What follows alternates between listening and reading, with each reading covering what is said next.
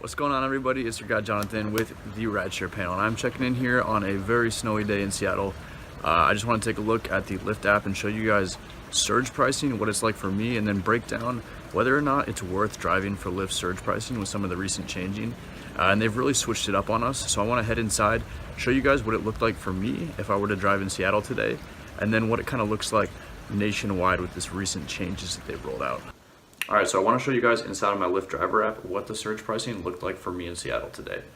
So I do normal prime time here in Seattle. My app hasn't switched over to any of the new testing, which I'm going to go into later. And Lyft was posting at around 10 a.m. over a 200% surge pricing rate, which is a very good rate. Definitely worth driving if you have the right equipment.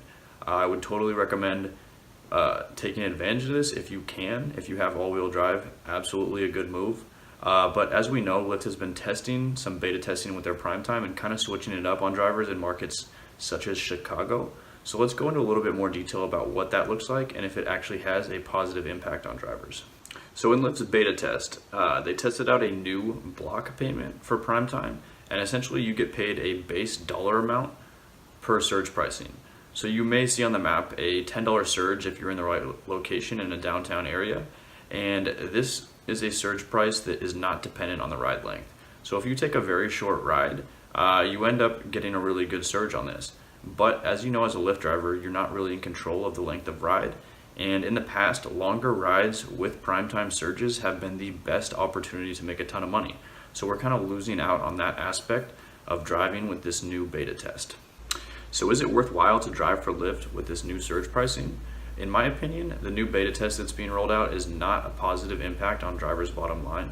It's definitely something that's going to make Lyft more money and make them look better financially going into a potential IPO in 2019.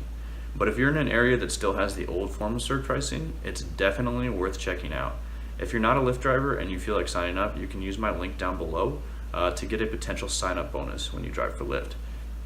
And I definitely recommend driving if you're in an area that still offers the old surge pricing, because this is one of the easiest ways to boost earnings, driving on holidays, busy weekend nights, or crazy weather condition days.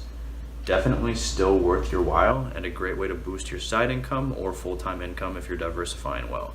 If you haven't already subscribed, do that down below and make sure you get the latest updates here at the Rideshare panel.